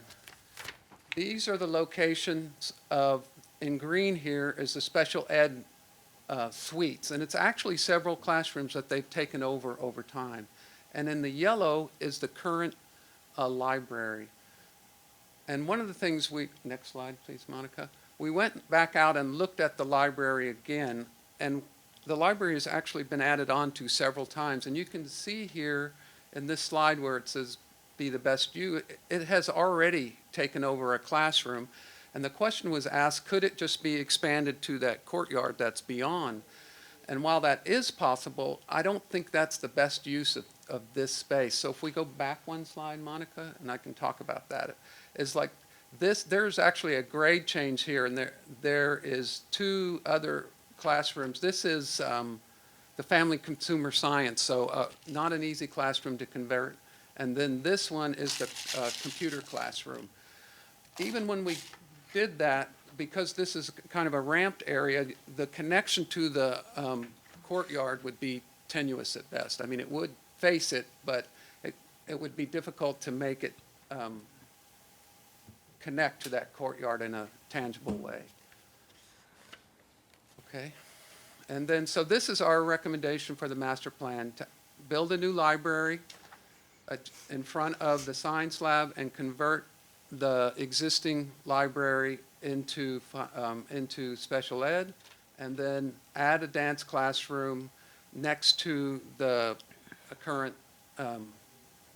family consumer science that is now a computer classroom, and because the current design guide reduces the number of computer classrooms to one classroom. Karen, I've got a question. Sure. So Brian, I had asked you about previously a conversation about us making changes in relation to the dance program in middle schools. We're continuing to enhance the dance program in our middle schools, at all our middle schools. Right. Right? So there's not any, because there was something about another course that we were talking about needing to teach, and so that There is no enrollment concern in dance. It's quite the contrary. Okay. We have lots of kids interested in participating in dance at middle school. Okay. Okay, so that's the results of just the master plan. Then we were also asked to take a look at adding a magnet scheme to the campus. And so the magnet scheme that's being discussed is a health-type magnet scheme that's approximately 30,000 square feet. Next slide, Monica. And when we look at the best location for that building, we still think it's here in the left or the southeast side of the campus. What we would do if we implemented the entire master plan is add a library at this location, continue to convert the library in the back, or in the current, convert the special ed in the current library location, move the admin to this location, and then convert the admin that's there into classrooms. What this would do is it would allow you to enter the campus without going through the through the courtyard, and then allow the magnet and the admin area to be shared between both of the magnets. And the other component of the long-term master plan is to move the bus drive further out so that we can enclose this courtyard and eliminate that conflict that occurs between the CTE building and the bus drive. So if we look at that in 3 dimensions, it would look like this. Magnet, new main entry where we extend that nice covered walk that was just put in, a future library behind the magnet, facing a potential courtyard of its own, and then renovating the library and special ed, add the dance classroom, and connect this parking lot right here. So we did a change, we enhanced the front of Hobby previously, and we did the 2 towers, and we put the name of the school on the one tower to help.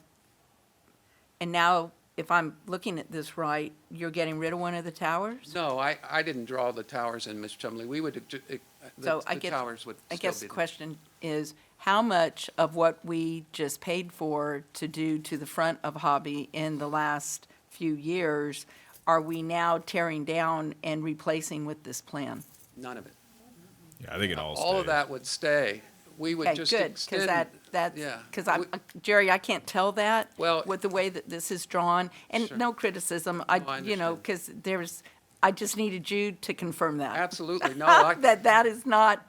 I love that entry, so I I don't do want to too. take that I don't down, want to, I don't want us to do anything with that entrance, so. I So the completely top, the 2 watchtowers are still there. Yeah, and in the master plan phase, I just didn't represent them. No, So- that's okay on it. Okay, thank you.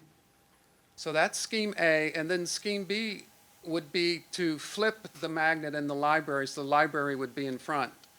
And then we push this down the administration area, so it is more directly related to that existing covered walk.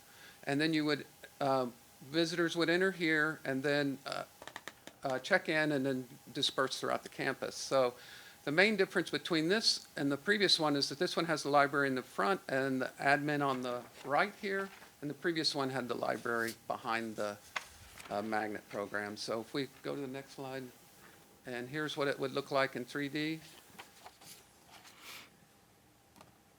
And then comparing the two.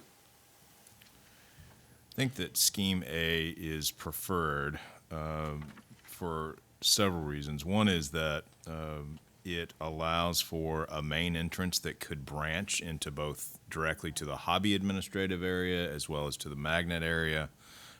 It creates a kind of a clear single entry there, which we're lacking in the current design, and it also obviously gets rid of the security concern that Jerry pointed out early in his presentation. The other aspect of this is, and just to remind the board, this is a multi-phase. We're talking about this like it's all happening at once, but that's not the case. This is a multi-phase project. The initial phase is to build a magnet school. That's what's actually proposed in Bond 2022. The library and the special education work would have to come subsequent to that. So if you look at Scheme B, what you'd see is you'd have a magnet school kind of being constructed as a farther away from the rest of the campus. If you picture that library, frankly, non-existing for a while. The other thing is that we typically do not have our libraries as any kind of main entrance to a building. Typically, the only way to access a library would be from an interior corridor. Again, for security purposes, we typically don't put libraries in that position. We'd rather folks enter through the administration area. Okay. Any questions? I know we discussed this in building committee at least a couple times. I know Ms. Saldana, you chaired the last. Yes, we talked about both of them, and those of us who were there agreed that we thought Scheme A would be a better way to eventually get it to where we like the idea very much of the two administration offices being close to each other, 1 and 2, that the admin office would be right there at the entrance. And if we can't build the library at the same time, it still gives us that new building right next to the admin office. So we did agree that Scheme A would probably be a better choice. Okay, Mr. Blunt? Yeah, I have a math question. I was trying to figure out on the 21%, the square footage for the teaching classrooms. That was shown a little bit earlier. Mm-hmm. How much larger, if I'm accurate, will the magnet school classrooms be per classroom than the Sure. existing? Yeah. The deficit at Hobby right now is the size of the classroom. So they're between 700 and 750 square feet currently, and the district standard now is 800. Okay, so about And 50. many of those specialty classrooms are much larger. Yeah, it's just, I wouldn't worry about the specialty. I see what we're doing there. Okay, it's about 50 feet or so, 150 to 100 feet. They'll be larger, the magnet schools than the. Correct. Okay, thank you. And Mr. Blunt, when we built the new science wing very recently, it obviously was brought up to the current standard, yeah. Okay. Anybody else? Yeah, Karen? Sure. Jerry, thank you. I know you've tried really hard with this so I'll share. The original one, the magnet school kind of wrapped around the library. And I had real issues with that because the library is for all hobby students. It's not just for the magnet schools. And I'm still excited about the middle school magnet programs, but I am getting concerned that I want to make sure that we don't detract from the existing school with our enthusiasm for the magnet programs. And I'm seeing that with where the placement is of our magnet schools, right at the very front, pretty much of every middle school that we're putting in magnet schools. And then having the school wrap around 3 sides of the library, I just really was not comfortable with that. So I just want to thank you, because I think you've made a real effort, a real effort to address that. So thank you for doing that. And in saying that, my concern would still be that, and this will happen way past my time on the board, but that I hope that we will at least note that when this is designed, that we still, since that library is going to share a wall with the magnet school, that we still not do anything that emphasizes as if that library is the magnet schools and not all of the schools. So those of y'all who will still be on the board, please keep that in mind, that we do not turn the library into the magnet schools library. So Corinne and I appreciate my fellow trustees and Dr. Wood's recommendation on Scheme A, but I will tell you, I actually support Scheme B. And so, Jerry, my no vote is not anything in relation to your design. You know how I feel about you as an architect and in our partnership with the district, but I can't personally support Scheme A. I prefer Scheme B, just because I think Scheme A still could lead to that type of a situation in relation to the library. Jerry, didn't we say that there would be a walkway that leads into the Well, if we- library? Yeah, if you go back to the plan of the previous scheme, the other bit of information too, Ms. Chumley, is, if you go back one more, Monica, thank you, is that we looked at this area more carefully than when you saw it last time. And not only did we have it wrapped around, but we had a much smaller presence of the library on the corridor in the previous rendition. So we took over a classroom so that it would have that overall shared wall with the corridor. And the other thing we did is open this back up. So when you come down this corridor, you're essentially facing the library right in front of you.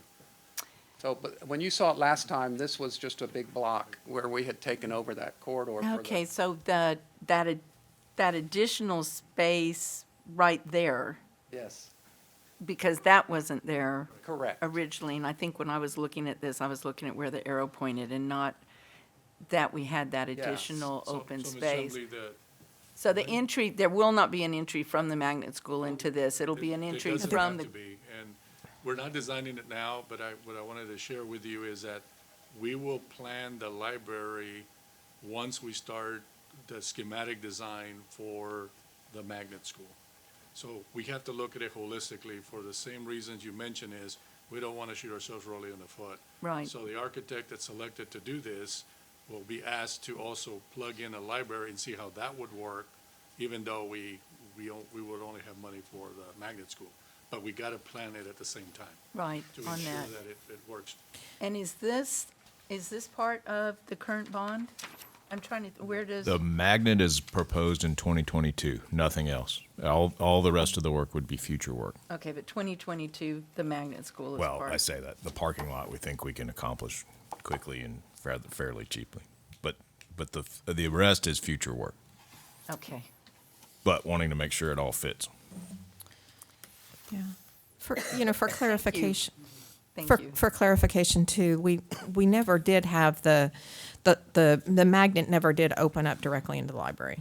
I mean, it was never Well, a. it was wrapped around though. That's really a decision There's no- that schematic design, right? Right. So I think we share the concern that the library not only be owned by, one half of the students who attend hobby. And so when we look at that in schematic design, we'll ensure that it is accessible to all students and that it's easily accessed, as Jerry shows Through the same here, way- through the same corridor. Right. Okay, good. All right, anyone else? Is there a motion? Okay, I move that we approve the schematic, the hobby middle school schematic design, no eagle. It's not schematic. Second. It's the scheme Master A on the plan. master plan. Master plan, I meant that. The schematic I master just plan. Do we have a second? I second. Okay, we have a motion and a second to approve the master plan for Hobby Middle School. All those in favor, please signify by saying aye. Aye. Aye. All those opposed, same sign. Aye. Okay. Ayes have. Nay. Okay. So that was clear. That was a 6. 6-1. 6-1. Thank you. Ayes have it. Motion carries, and thank you. All right. And what is our next item? The next 'Cause I've item is lost my spot. Amendment number 1 for the Fine Arts Replacement Thank and you. Renovation, GMP for John Jay High School. Joris General Contractors was awarded the construction manager at risk on September 28, 2021 for the Fine Arts Replacement and Renovation at John Jay. The project consists of 2 phases. Subsequent bids, given the complexity of the project and the scope. This request is for Amendment 1, the first part, for not to exceed $7,330,260 for the necessary work associated with the demolition, the site work, temporary and permanent utilities, and structural steel. We partner obviously with Joris General Contractor, and I think Galt Robertson is here from General, and we worked very diligently to try to figure out how we're going to be able to mitigate the impacts of what we're having in terms of the condition we're under, the situation that we're under today. And so we decided that package 1 needs to go out first quickly, get it started, and then package 2 will come shortly thereafter, which would probably be in another month, and we can finish out the project and bid it and so forth, so on, and get literally to work. So the base bid obviously is for 7.3.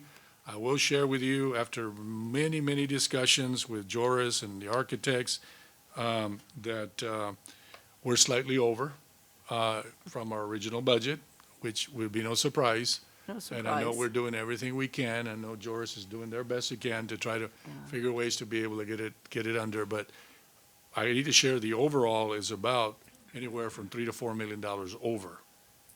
And that's just at this point. That's it at this point, and hopefully when the bids come in, we will reconfirm that.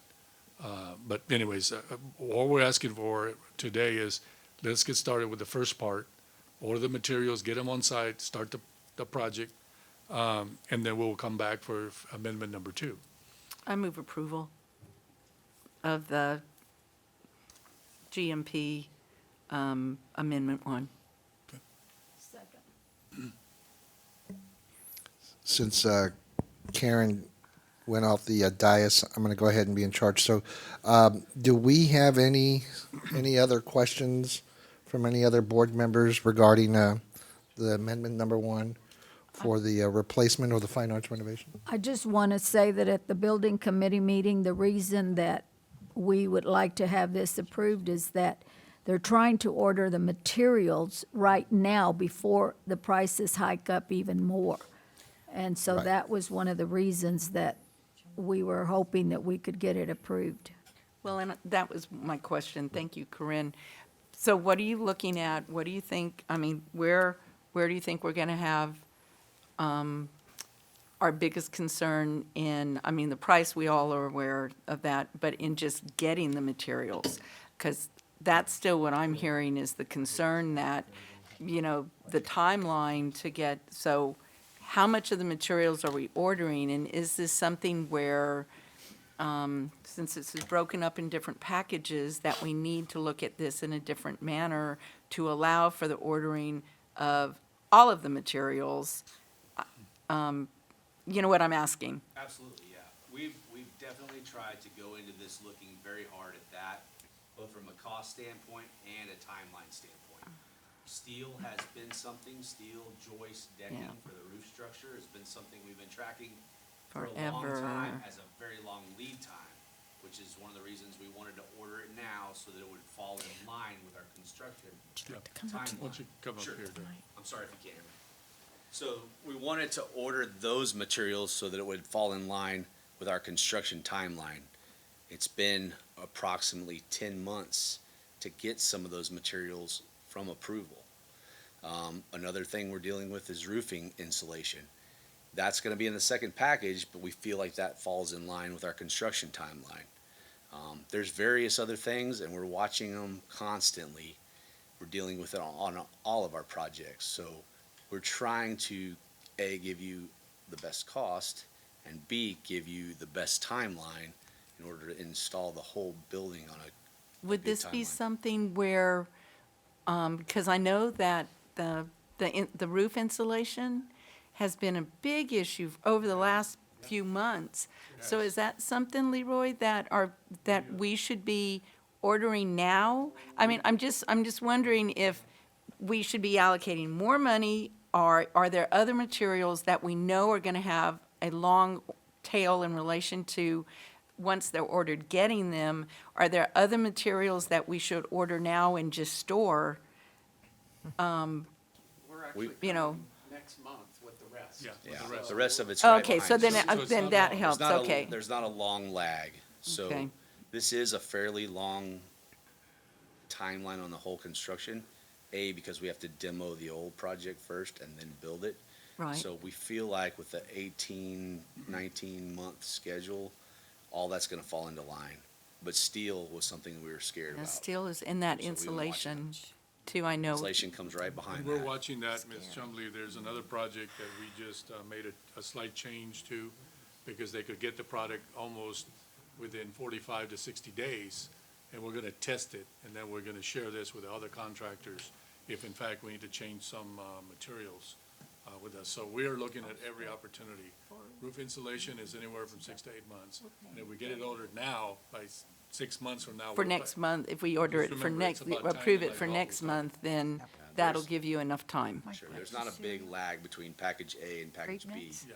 But we needed a jump start on some of the utility reroutes, the demolition package, and steel specifically. Right, on that. Well, I will tell you, I'm extremely glad that y'all are the contractor on Thank this you. job.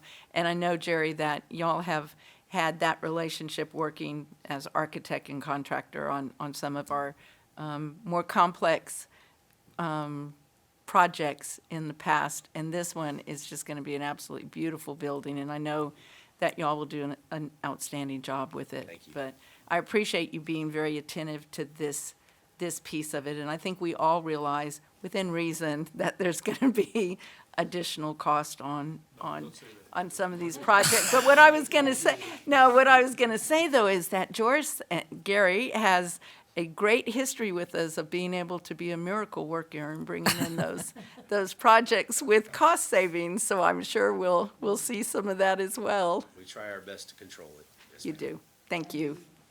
Thank you. Okay, thank you. Anybody else? I had one last, real quick. Yes, When- Dr. Har. When was completion date again? It's, Estimated?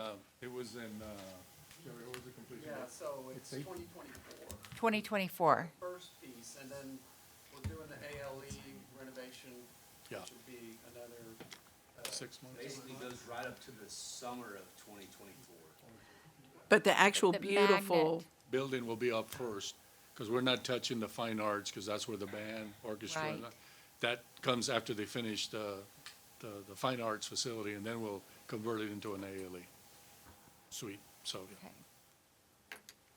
Okay. Okay, Thank you. Thank you. thank you. Anyone else? Is there a motion? you've got one on the floor. A move. Oh, I'm sorry. Motion and second. Okay, we have a motion and a second to approve Amendment 1 of the Fine Arts Replacement and Renovation of John Jay. All those in favor, please signify by saying aye. Aye. All those opposed, same sign. Ayes have it, motion carries. Thank you. Thank y'all. Thank you very much. Okay, next item on the agenda is under superintendents. So we have future agenda items and then naming of school. If it's okay with the board, I'd like to flip that. So future agenda items is the last, and we start with the naming of Village at West Point North area.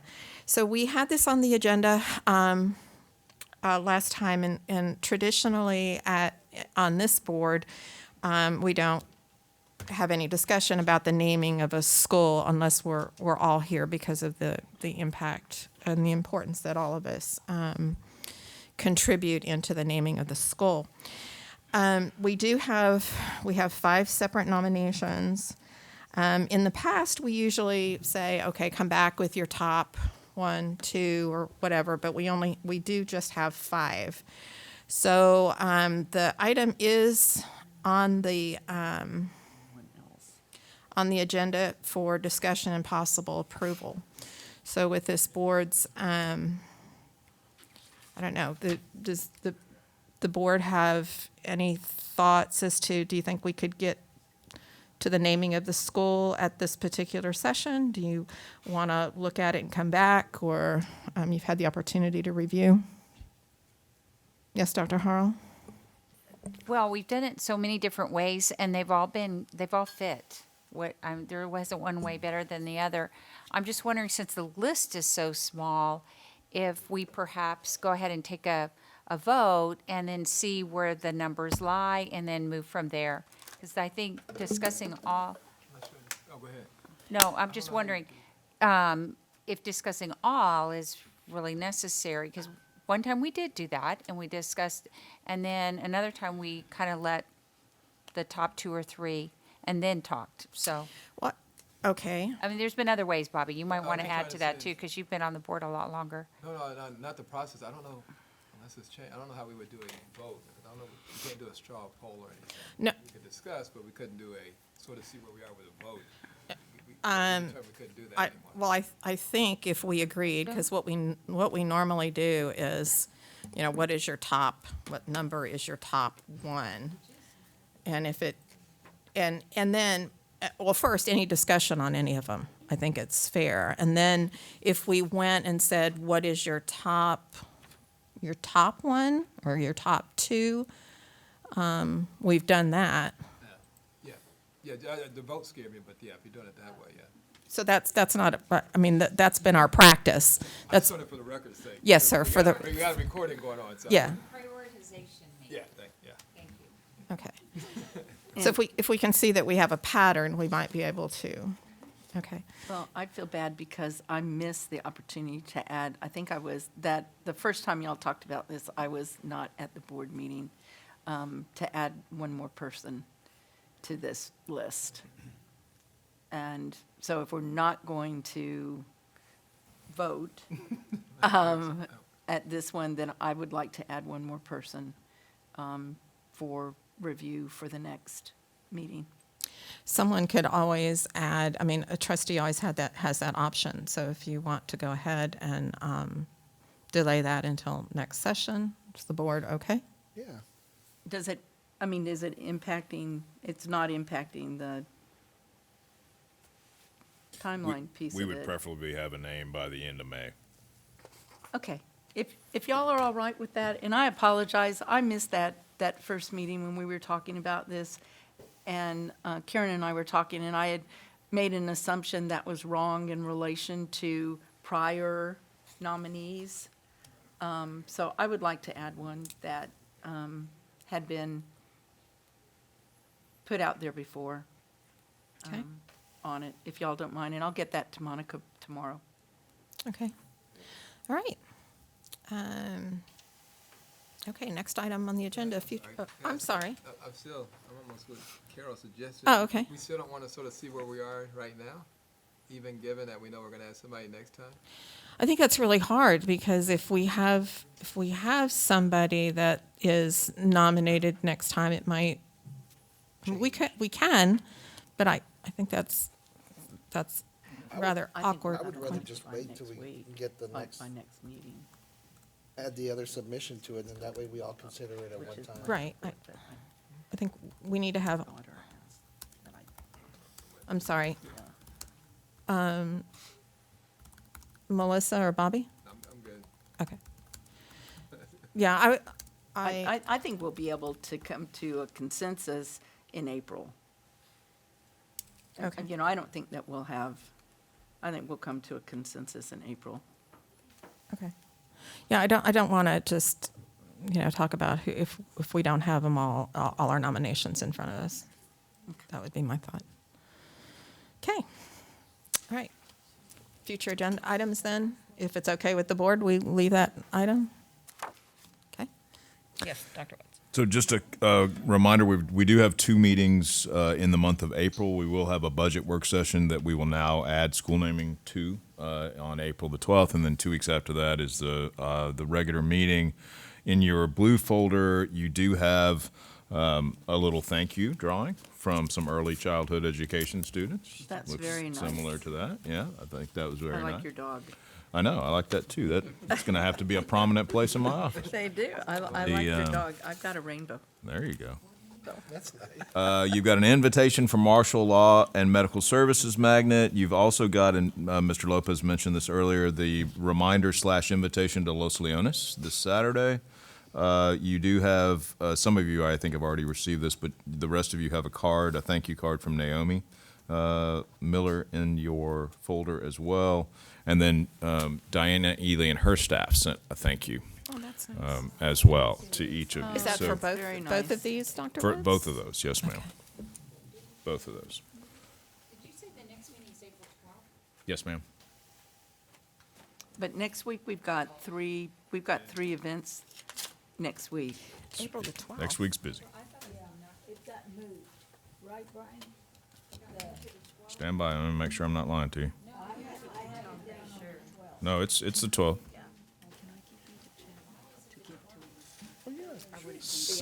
Second Tuesday in the month. Partnership. The second Tuesday? If you don't- would Elizabeth- That's actually in our operating procedure Elizabeth to have to do something because it's a called meeting. extra. Oh, I'm sorry, called meeting. We have 2 meetings, And I called think I meeting, just make it out. the 12th and the 20th. NISD. Yes. Do I make it out? Let me ask her. And if it's completed there, we'll be done. And if not, we'll carry it over to the regular meeting, which is 3 weeks from today. Right, April 12th. And we're all going to be, we'll all be there for April 12th? I didn't have it down, so now I'm kind of. Eloise still saying, never want to be a board member. I know, I didn't have, I missed it. I thought it said optional or something. Not optional. Vote on it. It's supposed to vote, that's what it was. There will be no options. No, and can I just, can All I right. ask? So, Educator of the Year is Tuesday and Wednesday. Correct. And then board dinner is Thursday. That's correct. You know, we have a absolutely gorgeous new fine arts facility at Holmes. And it would be really nice to have some of these events at Holmes instead of having them at Brennan and Harlan, just because of the traffic. Duly noted. Thank you. What's wrong with the traffic? I don't know how you do. I don't know how you do it, Bobby. Moving on. Ms. Okay. Freeman. Just, you know. Oh, I guess I need to Wanted to read throw mine. that out there, Brian. Got it. All right, that concludes the first part of our meeting. And while I find my script to go in executive, hold on, please. Thank you all for staying with us this whole time. We appreciate that. So just for your information, we're getting ready to go into executive session, and we're going to discuss the items on the agenda. They concern appointments and sites. We will go, you'll have to leave, and then if you so desire, you can come back when we come into open and we vote on it. There's no discussion. But I wonder if you should, you We know, don't might name, be- we don't you're- name people's names or anything. We just vote as on what was recommended in closed session, so.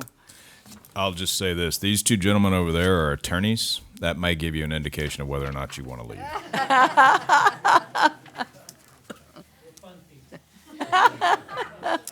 And I don't think I have the keys to that. Oh, here we go. The Board of Trustees on March 22nd, 2022, beginning at, we'll take a 5-minute recess. At 8:05 PM, we'll convene in closed meeting in accordance with Texas Government Code Section 551.074. Discussion will take place on sites and appointment of assistant principal at and assistant principal of Sotomayor. Excuse me? 2. Two assistant principals. 2 positions, right. Okay, thank you. All right, And the pleasure of the board, do you want to meet in here or in Dr. Woods's office?